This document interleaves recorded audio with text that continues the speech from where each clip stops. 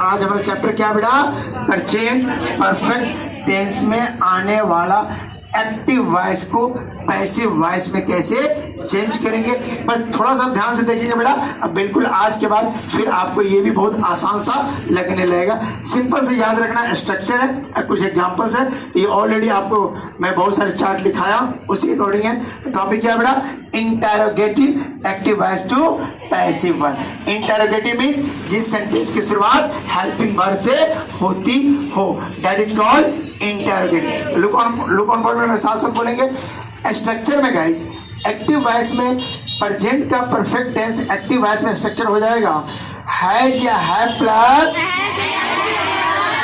Subject plus V3 plus object plus note of interrogation. एक बार फिर से भी बोलेंगे। सब्जेक्ट प्लस है, सब्जेक्ट या हैव प्लस सॉरी हैज या have plus subject plus V3 plus object plus note of interrogation.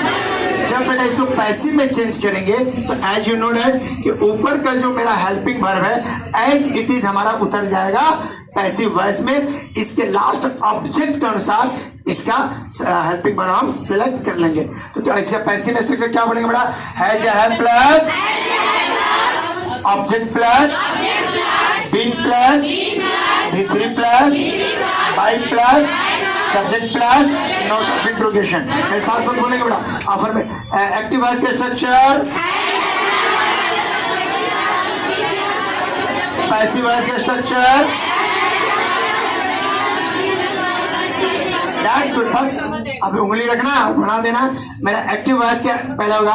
Had she completed the work. Has she completed the work. यह सेंटेंस किस टेंस के बेटा? तो प्रेजेंट का perfect tense है। चलिए चार्ट जो रूल है, रूल पे उंगली रखते हैं और रख रख कर बनाते हैं, एक भी मिस्टेक नहीं होगा।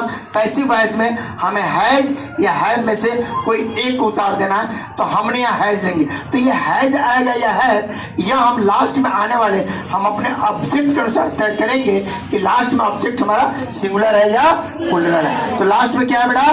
The walk. क्या है बेटी? The walk. ये क्या है बेटी? सिंगुलर। तो हमारा हो जाएगा हेल्पिंग वर्ब हैज। और बेटा लाएंगे हैज के बाद क्या है बेटा? ऑब्जेक्ट। ऑब्जेक्ट मेरा क्या है बेटा? The work. वेरी गुड बेटा, द वर्क। वर्क के बाद क्या हमारा? बीन। आपको पता है ये प्रेजेंट के परफेक्ट में पैसिव में जाएगा तो क्या हो जाएगा बेटा? बीन लगेगा। वेरी गुड की।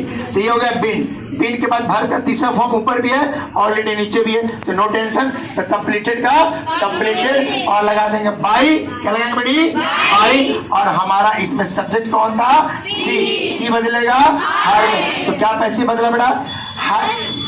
एक्टिव वॉइस बोलेंगे had she completed the work. Had she completed the work. Passive में कैसे बोलेंगे बेटा? Had the work been completed by her. Once more बेटा क्या बोलेंगे? Had the work been completed by her. It's clear? Okay. Thank you for one. Next, another example guys. Next बेटा, have you spoken English? Have you spoken English? कौन सा tense है? Present का perfect. और चूंकि हैव से शुरुआत है, कौन सा स्ट्रक्चर बेटा? इंटरोगेटिव। तो हैव यू स्पोकन इंग्लिश। क्या करेंगे पहले? अब हम यहाँ पर देखिएगा बेटा, यहाँ हमारा हैव है क्योंकि हमारा सब्जेक्ट क्या है? यू है। यू के साथ एक्टिव वॉइस में हैव आया, लेकिन लास्ट में बेटी हमारा क्या है? इंग्लिश। क्या है बेटा? इंग्लिश। इंग्लिश क्या है बेटी? सुनिए बेटा क्या है? Third person singular number. English हमारा है तो हम क्या लिखेंगे? हैज। क्या लिखेंगे बेटी? हैज। हैज के बाद क्या है हमारा? ऑब्जेक्ट क्या हमारा? इंग्लिश। इंग्लिश के बाद बेटा बीन। बीन के बाद वर्ब का तीसरा फॉर्म स्पोकन। उसके बाद बाय। उसके बाद यू चेंज हो जाएगा यू में। किस चीज में बदल गया बेटा? Has English been spoken by you. एक बार फिर से बोलेंगे बेटा active voice have you spoken English. आप क्या बोलेंगे? Have English been spoken by you. अब ऊपर से बोलता हूँ, एक बार मेरे साथ बोलेंगे। मैं एक्टिव वॉइस बोलूंगा, आपको पैसिव बोलना है। Has she completed the work. That's good.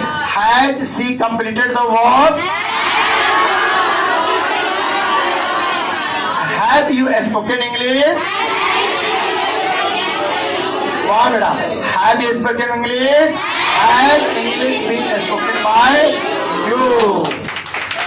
Okay, thank you very much. Thank you very much. So